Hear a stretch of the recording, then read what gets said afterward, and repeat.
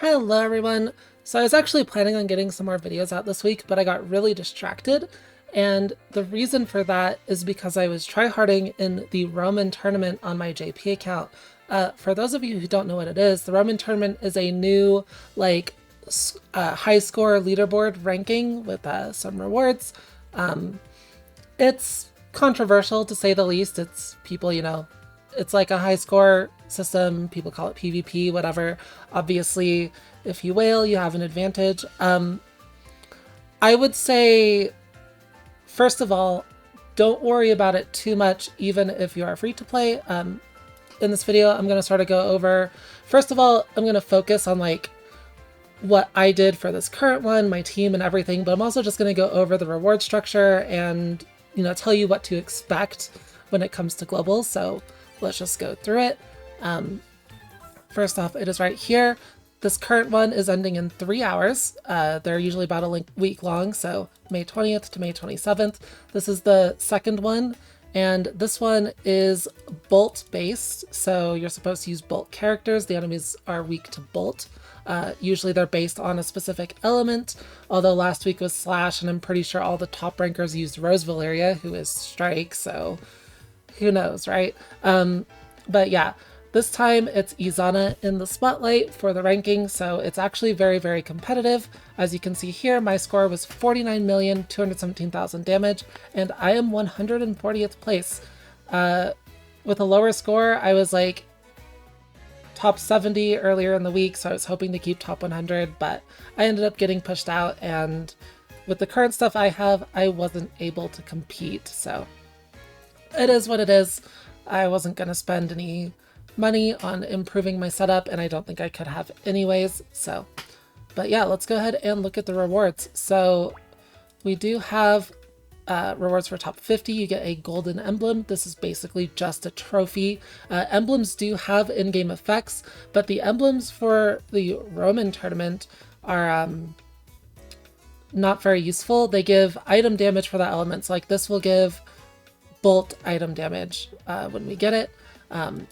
The effect doesn't matter. It is really just a trophy. Whoops, wrong ranking. There's the bolt one.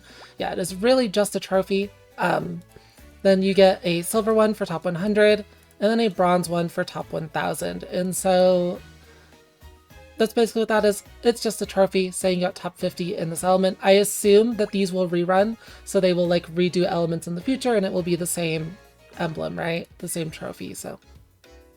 Other than that, you get sacred orbs.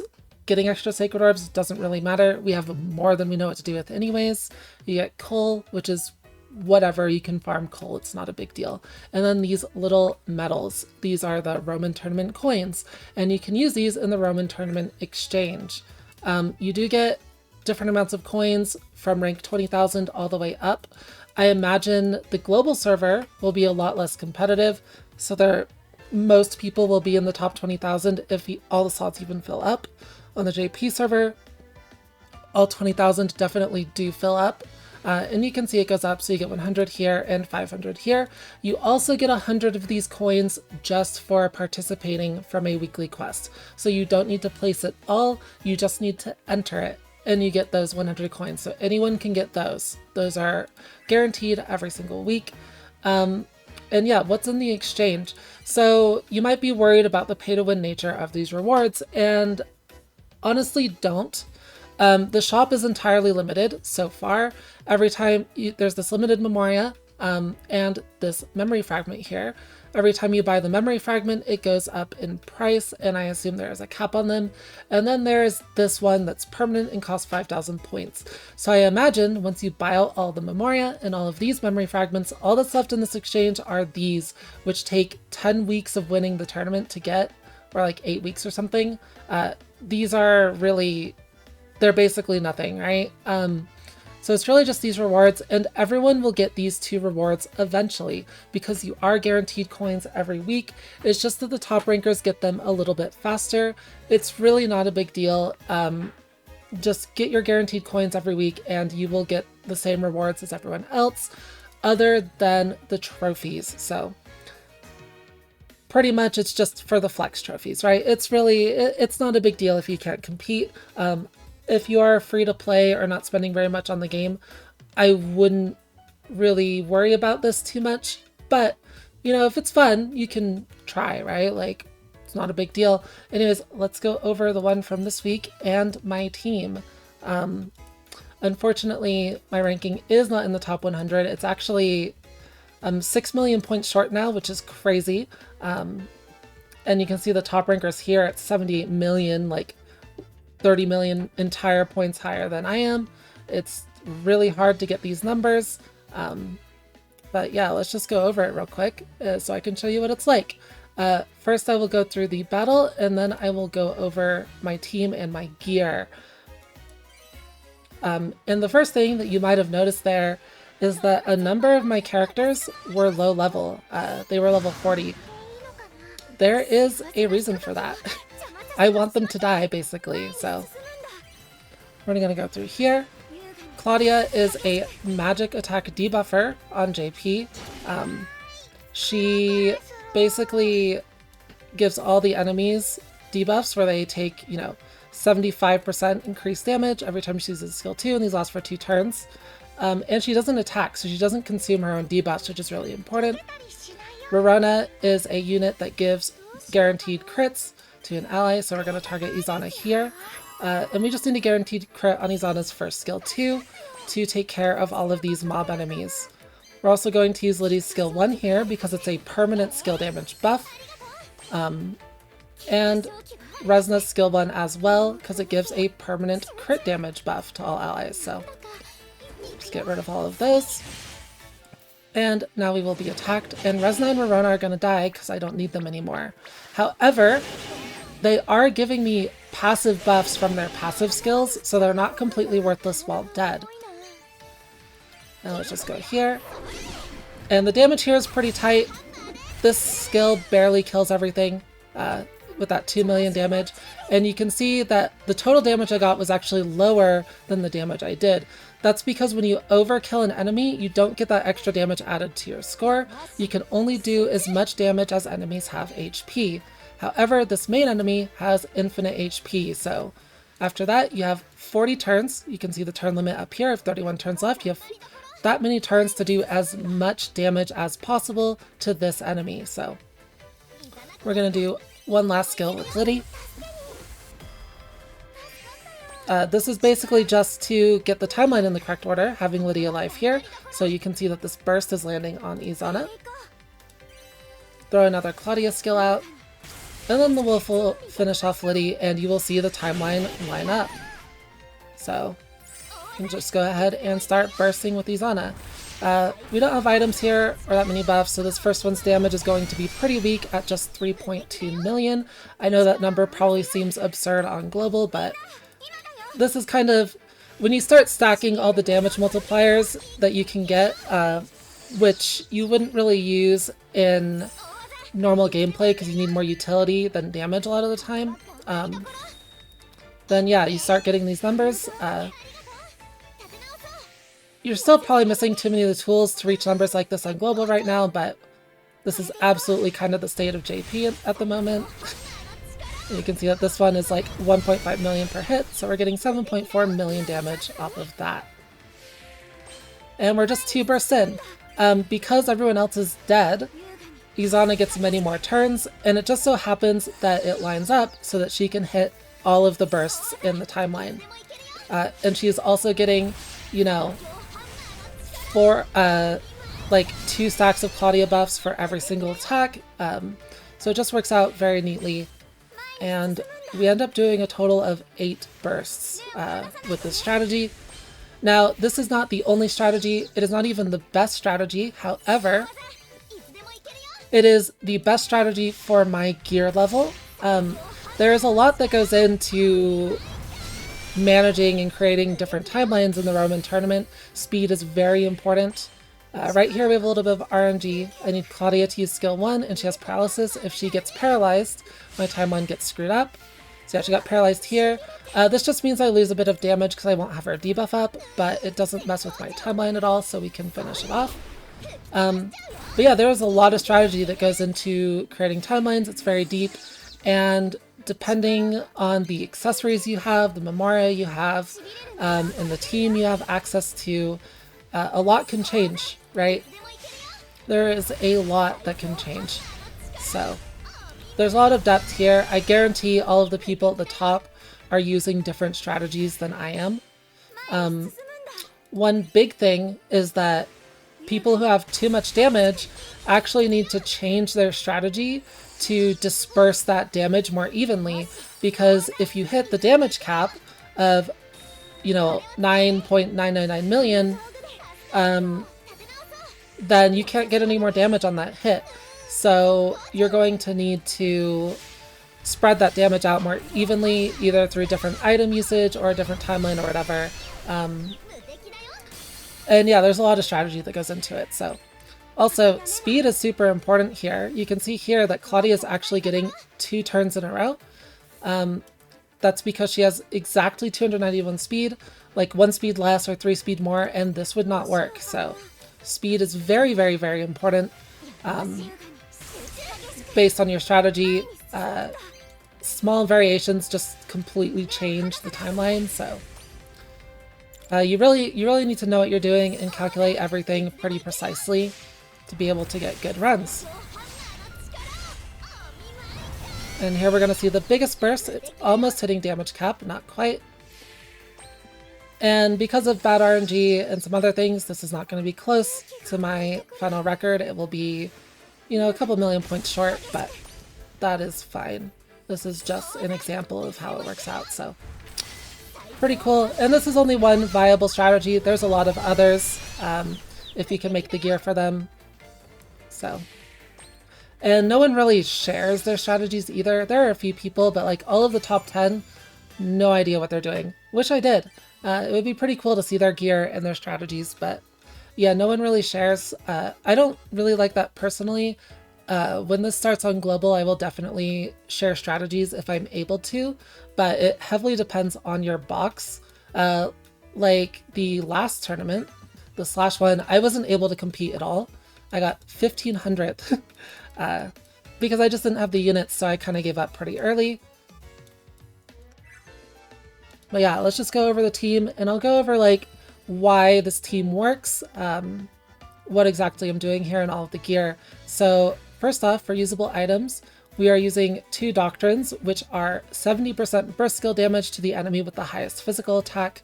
We can easily make Izana the highest physical attack on this team, so it's not a big deal. And this is the best, skill damage item in the game. However, if we use 3 of them, we would actually use damage. We also want a Blitz Core with a Bolt Curse on it. So just to, more evenly spread out our damage multipliers. So we're lowering resistance with this one. This is minus 25% bolt resist. And then we have Bolt Curse 9 as well for another like 16% bolt resist for 1 attack. So this ends up being more damage than a third doctrine. And then for the characters, let's just start with Izana. So Izana is a pretty standard build. You can see, unfortunately, all of my gear is SR, not SSR, it is what it is. And it is mostly skill power with 1 crit damage up and 1 damage buff A. So damage buff A is a really powerful attacker trait under certain conditions. It is nearly impossible currently to meet those conditions for any character on global. However, on JP, it's possible. It's still possible on global depending. It just depends. It's okay for Izana if you're not able to fully ramp up her passive in her skill 2, because this does apply to crit damage, right? So it does apply to the crit damage from Izana's skills. So it's giving, an extra 50%. So making her just ramp faster. She's getting 75% from the first skill 2 and from her passive for killing things instead of 50%. So that's already 50% crit damage, but it also scales equipment effects. So like this book, it's giving 10% from this, and it's giving an extra 7% from this. And it also scales a lot of memoria. It doesn't scale my current memoria, which is skill damage plus 41%, but if you had like bolt crit damage, or, magic attack skill damage or something like that, it would also scale those memoria. And so damage buffet, if you have a really good memoria, and on certain characters, it can be very powerful. So I have 1 copy of that on Izana. Other than that, it's skill power, 4 times. These are all skill power, and then critical damage. I only have critical damage once, partly because I got really unlucky on books. I didn't really get any good ones, but also because even though the critical damage trait is 60% critical damage, which is a huge number, this trait is basically best in slot for everyone. For this specific setup in this tournament, we actually end up with like a 5 times crit multiplier. So at that point, a second critical damage trait for me would actually be worse than a second skill power trait. So this is my setup. And of course, Silver Thread Armor is just a good generic attacker armor. It increases the effect of buffs they receive, and because we are heavily all in on stacking as many passive party buffs as we can, this is massive. It goes a really, really long way. It's still good even on normal teams, it's just not quite as good as it is here.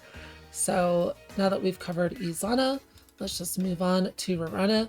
Rorona, once again, she gives guaranteed crits with her skill 2.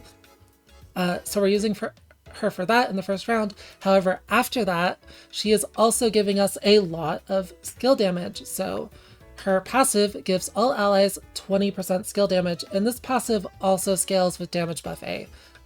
This Memoria as well is 10% burst skill damage, which also scales with damage buff A. So we have 30% skill damage from those.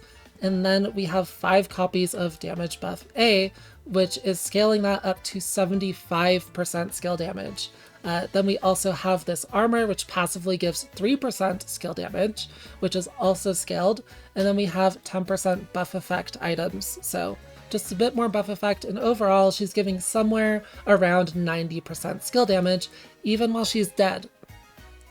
If you've used Liddy on Global, you'll know that she gives about 50% with her skill 2 every turn, and that feels like a lot. This is 90% passively. It's really, really quite strong. And then we'll move on to Liddy, and Liddy is kind of geared up for the same thing. Liddy's passive is even stronger because it's 30% skill damage to bolt characters. So with all of the damage buff A, that ends up being 75% on its own, plus a lot of buff effect on the gear and Memoria as well, and the same robes, right? So same robes, 20% from these items, and then the Memoria I have given her is the Halloween Memoria, which I have called the best Memoria in the past. I have it at rank 5 for memory crystals, and it gives 45% buff effect. And I do not actually consider this the best Memoria on JP anymore. There are better ones, but this one is still up there. It's still very good. It's just a little bit outclassed in most scenarios by a couple others. And I will talk about those in a different video. I'm not going to talk about those right now, but I will be talking about Memoria quite a bit in the coming weeks. So then we have Claudia's gear. Claudia, once again, is a debuff supporter that increases magic attack damage taken, so we want debuff effect on her. And so that's what we have. We have rank 5 debuff effect on everyone, and because she's alive, we can put more active support items on her, such as this staff, which gives 12% burst skill damage to the next ally in the timeline. And because we only have Izana and Claudia, Izana is always the next ally in the timeline, and so Claudia always gives this burst skill damage buff to her. And then we have just classic thunder armor, more increased damage taken, and just some buff effect here from a Halloween mask. Ideally, we would also want damage buff A on all of these to scale this staff, but that gear is really, really hard to make, so I don't have it. That's just how it is. You can't really necessarily have perfect gear in every slot unless you're willing to spend a lot of mana, right? So, yep. Oh well. And then we also have Christmas Resna, and Christmas Resna is built as a supporter. She also has a passive of 20% crit damage for allies, which scales with damage buff A, as well as her 5% crit damage from her skill 1, which also scales. So she is actually scaled as built as a supporter, and it's a little bit harder because there's not good gear for attackers as supporters. So I'm using the broom and the scholar coat for just some passive buff effect, and the accessory doesn't matter. All that matters is damage buff A on everything. She also has this attacker Memoria, which we were given for free. And this gives all allies 7% skill damage when equipped to an attacker. So with the damage buff traits, that's like 17%. It's pretty good, especially because we were given this for free. And also I forgot to mention, Claudia's Memoria is a time to study. This is mostly for the speed. Like I mentioned before, she needs to be at 291 speed. If she's not there, then you would need a completely different strategy. And yeah, that's basically how the gear works. It is mostly just stacking as much buff effect as possible to get all of those damage multipliers in and get as much damage as possible. Now, the reason I'm using Christmas Resna, she is okay here. You might have noticed she's kind of a bit of a weird choice. If I had Flock would probably be an extra 4 million damage for me. Flock is definitely superior to Christmas Resna for this. I just don't have her. I didn't want to spark her.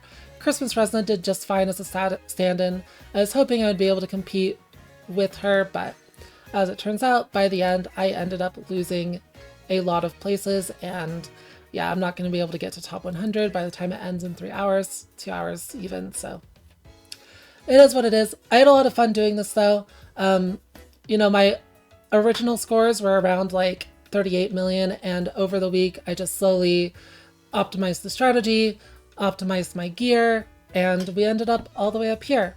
So pretty cool, pretty fun, but it's super competitive on JP, so yeah.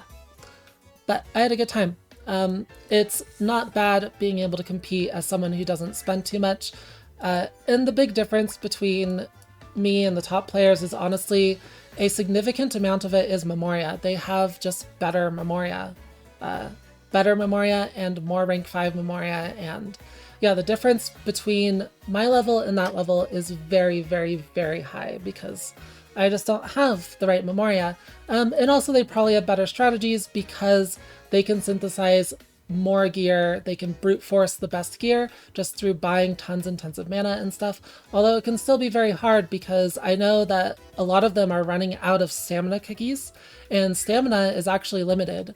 And if you need to gather materials for specific items, you're actually limited on that no matter how much you whale. So if you do miss enough, you can't necessarily brute force specific items like tower books or something, right? So it just depends. But yeah, there's a huge gap at the top ranks just because of Memoria and some other things. Obviously my gear isn't perfect, but what can you do? But yeah, I am planning in the future, maybe next week or so, to get another video out detailing like what your plan should be if you want to compete in these tournaments on global. We will know more about the tournaments, about the format once we get the third one, either today or in a few days. We don't know when it's dropping, but it seems they're dropping them back to back. We're not sure. But yeah, I would like to get a video out for all of you to sort of just tell you what to prepare for pulling, because Memoria are super important if you want to compete here. They haven't been as important in the past, right? But specific Memoria become way more important due to the introduction of this tournament, and my recommendations for Memoria will change quite a bit because of that. So yeah, I want to just let you guys all know, just like, for example, the way the tournament has changed things for me personally on my global account is I will no longer be sparking Toturi. She is absolutely still a powerhouse and worth sparking for your casual player, especially if you are not competing in the Roman tournament, or, you know, if you're spending a lot of money. She is absolutely crucial in crafting at the high end. She's really, really, really important, along with Christmas Resna. However, if you can't guarantee that you're going to get all of the characters needed to, you know, try and compete in these tournaments like Roseval, like Flock, like Claudia, like both Veronas and stuff, then yeah, Toturi becomes a much less, you know, I don't really want to spark her anymore, even though she's super good, because she's not super good in tournaments because they just work differently. She doesn't have the ability to give you passive damage multipliers. She doesn't have anything like that on her passive. She doesn't have anything like that on her gear. She is just a really, really good defender that's really, really important in synthesis. So yeah, I would honestly recommend, still sparking Totori and just ignoring Roman Tournament if you're free to play. It will probably be a lot less competitive on global as well, so you should be able to get much better ranks with a much worse account state. But I personally am going to be doing my best as mostly free to play on global, so I just buy the monthly passes and stuff. So yeah, we'll see. But yeah, I'll make a video about all of that, like sometime later this week or next week. We'll see. But that's all for this one. Kind of ranty, kind of rambly, but I hope it was enlightening, and I will see you all later. Thanks for watching. Bye-bye.